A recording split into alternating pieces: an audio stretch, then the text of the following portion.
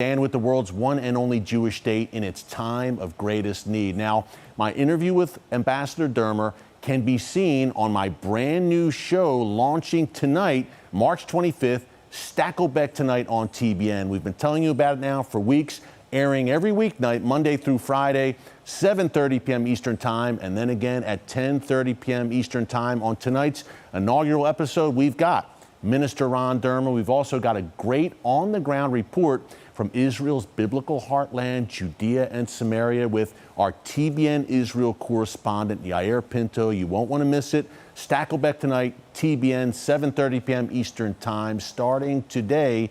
In the meantime, let's go to my interview with Israel's Minister of Strategic Affairs, Ron Dermer.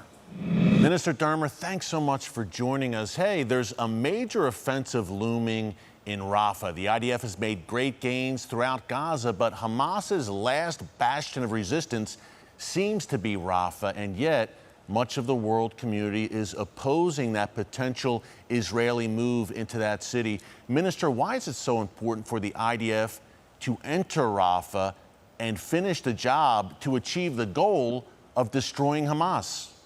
Well, it's great to be on your show, Eric. I understand it's your first show. We've done that before, and I wish you much success in the coming years with this show. What I'll tell you about Rafah, and you said most of the world is against Israel finishing off these last battalions. I have news for you, Eric. Most of the world was against Israel finishing off the 1st Battalion when we went in on the ground, and a lot of people were opposed to us doing it. They said, well, why don't you just deal with this by the air? Why don't you just take out some top officials? People have to understand, we were not attacked by a terror organization, Israel, on October 7th. We were attacked by a terror army. They have about 30,000 fighters, 30,000 terrorists. That's just Hamas. Islamic Jihad, which is their partner, has 5,000 to 10,000 terrorists. So that's around 40,000. They're the ones, 3,000 of them streamed over our borders on October 7th and raped our women and burnt our children alive and killed parents in front of their children and children in front of their parents and did the most horrific things to the Jews that were perpetrated against us since the Holocaust. So despite what the world thinks or doesn't think, Israel's not going to have a terrorist army on our border. We're not going to suffer pogroms. You know, we fought wars in this country, and unfortunately that will probably happen in the future. We suffered terror attacks. That will happen in the future, but we're not going to suffer pogroms in this country. And we set out after October 7th, the Israeli government, with massive support from the people of Israel, to take out this terrorist army in Gaza. And that's exactly what we're going to do. And we started doing it soon after, about 3 weeks later, after an air campaign. And then we started to move in on the ground. And we have systematically dismantled Hamas's military capabilities. There were 24 battalions on October 7th. There are about 5.5 that are left. 4 of them are in the southern tip of the Gaza Strip, called Rafah, which borders Egypt. And that's really, as you said, Hamas's last bastion. And the idea that Israel is simply going to not take out the remaining terrorist army, essentially, in Gaza, which is around a quarter of their force, and we're just going to walk away is ridiculous. Of course we're going to go and finish the job. That's what we have to do. You wouldn't leave a quarter of the Nazi army intact and just sort of walk away. And I think we had another minister who said, well, you don't take out 80% of a fire. You know, you have firefighters come in, destroy 80% and leave 20% and just hope for the best. So we have to go finish the job. We hope that we can stay on the same page as the United States as we move forward. I'm going to be going to Washington for discussions with that this week. And I hope we'll be able to find common ground. We have in the past during these 5 months. But we'll do our best to find that common ground. But if not, this is a matter of life and death for the state of Israel. And it's key to securing our future, and we're committed to doing just that. We're going to go and destroy and dismantle Hamas's terrorist army. That doesn't mean that what our goal in this war is to kill every Hamas terrorist in Gaza. We'd obviously like to do it, but that could take years, much even longer than that. But what we're not going to do is allow them to have an army. And I had a senior American official came here a couple months ago and told our war cabinet, you know, Hamas is an idea and you can't destroy an idea. And I said in response, you know, Nazism is an idea. And there are still Nazis in Charlottesville that are running around with tiki torches that they got from Bed Bath & Beyond, but they don't have a state called Germany. ISIS is an idea. And there are people throughout the Middle East, places in Europe, and even bedrooms in the United States where the black flag of ISIS probably flies or is pinned against the wall. But they don't have a caliphate in Iraq and Syria. To deny territory to a terror organization makes a huge difference. It's one thing for a terror organization to run around with small groups of people and the dangers that they can pose. But when you give terrorists a state, it's orders of magnitude a greater problem. And what Israel's committed to do is to take out this terrorist army and to end Hamas's rule in Gaza and ensure that Gaza never poses a threat to the security of Israel, and of course to bring our hostages home. Yeah, and by the way, Minister, people need to know that Hamas leaders have made very clear that if they are to live to fight another day, they will reconstitute and attempt to launch more October 7th style attacks. A second point, over 100 Israeli hostages who were dragged into captivity on October 7th remain in Hamas captivity. I know negotiations are ongoing on that front. That's an issue many of our viewers have been concerned about. Any updates there on the hostages? Well, we were able to do an initial hostage deal, which got 110 hostages out, 80 of our citizens, and there were some foreign workers who Hamas had also kidnapped and brought in to Gaza. We had a couple of rescue operations. One person was rescued very early in the war. We had an incredibly heroic and daring operation about a month ago where we rescued another 2 hostages. But I think it's clear that to get a large number of hostages, you're probably going to have to do a deal. And we're seeing if we can get there with a deal. I mean, we've made clear that we're not prepared to end the war. Hamas would like to end the war as part of that deal. So we have to sort of square that circle. There are other issues that are on the table. We've had negotiators in Doha, in Qatar, over the last few days, and to try to get a back and forth and to see if we can get a deal. But, you know, you're dealing with a terror organization on the other side. So it's not an honest broker, to say the least. Yeah, no, they're terrorists, and we appreciate the efforts of the United States because you have Americans also who are being held hostage. By the way, you had dozens of Americans who were killed on October 7th who were dual citizens, and you have Americans who are being held hostage right now in Gaza. We hope that we can get a deal. I would just say I'm cautiously optimistic, but because we're dealing with Hamas, I think you don't know. And I think a lot of this should not be discussed on the air about how you're going to negotiate a deal, because then it could blow up before it actually happens. And what we would like to do is bring all these people home, and the sooner the better. Sure. There are cries from some, even in the U.S. Congress, that Israel is not observing international humanitarian law in its Gaza operation. Minister, I've been on the ground with the IDF over the years. I've seen the extraordinary lengths the Israel Defense Forces go to avoid civilian casualties. Can you talk about that a bit more, that sometimes even Israeli soldiers are put at risk in their attempts to save civilians in places like Gaza? Yeah, I want to talk about it, but first I'd ask all Americans watching us now to think about what their country would do if on a single day a terrorist army would have streamed across your border, killed 50,000 Americans, because that would be the American equivalent. You're about 40 times the size of Israel's population. We had 1,200 people murdered. So it'd be around 50,000 people murdered. And then imagine that terror organization took hostage 10,000 Americans and went back over their border and then decided that they're going to fire rockets throughout the United States. What do you think the United States would do? How do you think the United States would fight that war? And everybody should be honest exactly what America should do, and then look at what Israel has done. Now, remember, we're not fighting a war thousands of miles away.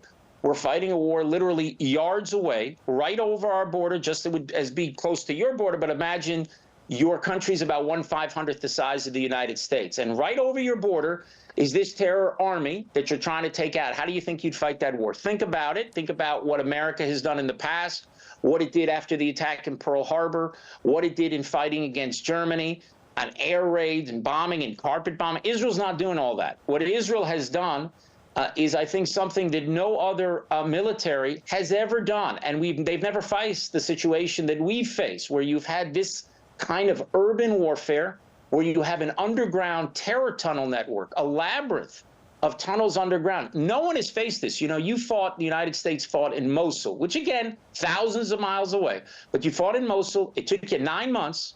I think there were 4,000 terrorists in Mosul.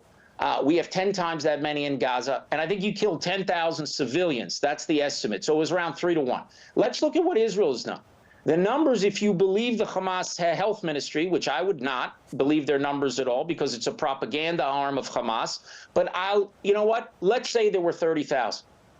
We have killed about 12,000 terrorists that we know of already in Gaza. Okay, so now in the worst case scenario, you're talking about a ratio of 1.5 to 1. My view is it's probably close to 1 to 1 because remember, a lot of those deaths in Gaza are happening because when Hamas is firing rockets at us, around 20% of those rockets land inside the Gaza Strip. They kill their own people inside the Gaza Strip, and all of those are added to those numbers. You remember, Eric, about 4 weeks ago, there was an aid convoy that was going to the northern part of the Gaza Strip, and all of these people rushed to the convoy, and in that bedlam, you had a lot of people who were killed, you had people who were run over by trucks, you had people who died in a stampede.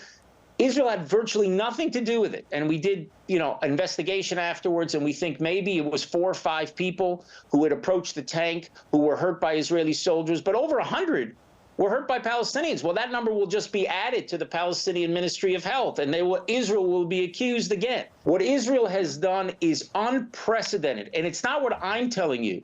John Spencer teaches urban war at West Point. I think it's a pretty serious place. And he says no country has done this. And you even had David Petraeus, General Petraeus, who came here, and he said no country has had to deal with this stuff. So I think Israel has taken care that no country has of getting civilians out of harm's way. And I will just give you an example, and hopefully you will discuss this on your show. We are still engaged in a military operation in Shifa Hospital, which is in the northern part of the Gaza Strip. As of right now, when we're doing this interview, we have 180 terrorists who have been killed inside that hospital. We have hundreds of terrorists who've been arrested. We have 0 civilian casualties, 0 as of today, okay? And we still have about another 100, maybe 150 or 200 terrorists that are still holed up there, and we're continuing to do our operations with our special forces. So the accusations against Israel are baseless. I think it's a demonization of Israel. It's to rush the judgment of Israel, and I hope that people don't buy into it. I hope they find out the facts for themselves, and when all the dust clears, Eric, when all the dust clears, people are going to look back and say, wow, I cannot believe that the IDF went through this hornet's nest of Palestinian terrorism with this underground terror tunnel network that they did, and they took such great care to keep civilians out of harm's way. Mind you, every single civilian life that is lost is a tragedy. It's a tragedy even in the most legitimate warfare that you can possibly imagine.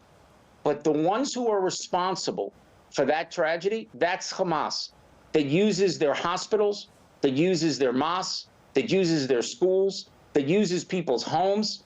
They use them as terror sites. They use their own people as human shields. As the Prime Minister of Israel said, for them, this use of human shields is a strategy. For us, it's a tragedy. For them, it's a strategy. And what I've seen in this war is that what I expected, I actually said it right out of the gate after October 7th, that everyone was going to be with Israel and we were victims. But when those pictures started and Hamas was going to use its people and human shields, and we have to go with the precise action that we take, but even the most precise action will have civilian casualties, the whole world will start turning against Israel. And that's exactly what's happened. But here's the thing, Eric. Israel is determined to achieve victory. And that's where we're going. And because we have no choice. There is no future for this country unless we take out that organization in Gaza based on what they did on October 7th. And we are determined to secure our future. And Minister, I was in Israel just a few weeks ago. Exactly what you're saying is what I saw. The unity and resilience among the people of Israel was really incredible to see, including in the north. Hey, we've got some 80,000 Israelis evacuated from those northern communities along the Lebanon border as Hezbollah looms, firing rockets on a practically daily basis. Minister, how can that threat be dealt with? It seems to be unsustainable to have this Iran-backed terror army in the form of Hezbollah perched on Israel's northern border. You're right, and it's important that you mentioned Iran because Iran is the axis. They're the mothership behind all of this, and they've got their Hezbollah in the north, and they've got Hamas in the south, and they've got the Houthis in the Straits, in the approach to the Red Sea, the Bab el-Mandeb Straits, and they have Shia militias in Iraq, and they're attacking Americans dozens of times. They're attacking Israel. And what our goal in the war is since October 7th, is we need to change the security situation in the South vis-a-vis Hamas through a war. We are trying to change the security situation in the North without a full-scale war towards vis-a-vis Hezbollah. And you're right, there has been a back and forth. There have been skirmishes all the time on our northern border, almost every day. Basically every day there is firing back and forth. And right now we have taken a position of what we call active deterrence, meaning trying to prevent them from attacking us. When they do, we have punched back very hard, and we have taken action to start destroying their terrorist infrastructure that they set up on their borders and then different personnel that they have there. But we hope, Eric, that we can resolve this issue diplomatically. We hope that we could do that, and there could be a process which can push basically the terrorist force of Hezbollah away from our border. They have a force like the force, actually better trained than the force that Hamas had on October 7th, which is called the Nokba force. Hezbollah has a similar force called the Radwan force. So we need to push them back away from our border. We need to get people who have anti-tank weapons back away from our border, several kilometers north of our border, so that we can return around 80,000 to 100,000 Israelis who basically have had to leave their homes and have been out of their homes for 5 months. Now, we're determined to return them from their homes. No country will accept the fact that you're going to have all their border communities leave. We're going to bring our people back. We hope to do it diplomatically, and we hope the United States and others, maybe France, can be partners in trying to achieve a diplomatic solution. But if not, we'll have to achieve it in other ways, because you are quite right. You cannot tolerate this situation indefinitely from continuing. So hopefully it'll be diplomatic, and I hope they understand what happened in Gaza could very well happen to them. Hopefully that has sunken in. And I hope we'll be able to resolve this diplomatically. But if not, Israel will have no choice but to use military might in order to return our citizens back to the north and keep them safe. Are you surprised that in the aftermath of October 7th, the worst massacre of the Jewish people since the Holocaust, calls for a Palestinian state around the world have actually intensified? Why is that a bad idea right now, these calls for a Palestinian state? And Minister, I mentioned I was in Israel just a few weeks ago. Look, that's not on anyone's mind right now, it seems to me, in Israel. It seems that these calls for a Palestinian state at this moment are completely tone deaf. I agree with you. First of all, it didn't surprise me. Key to life, Eric, is low expectations. So it didn't surprise me. I mean, after the Holocaust, 6 million Jews were murdered, and we had about a half century where it was politically incorrect in the West to go after Jews. I think that changed around 20 years ago, and you've seen this anti-Semitism over the last few months since the war had. I think it was days after October 7th, where people in Sydney, Australia, were calling to gas the Jews. So I'm not surprised that sympathy for the Jewish people ends pretty fast, particularly when we move from being victims and simply taking blows to actually coming out on our way to victory. And as you see Israel get closer and closer to victory, you see more and more people come out against Israel to prevent that from happening. But, you know, it's not going to work. As for a Palestinian state, I think it's a terrible idea in the wake of October 7th to even discuss the issue of a Palestinian state, because it would be the greatest reward for terrorism in history. We don't want a single Palestinian a year from now, 5 years from now, 10 years from now, 20 years from now to think that October 7th actually advanced their cause, that it was the violence and the murder and the mayhem and the rape and the atrocities that were perpetrated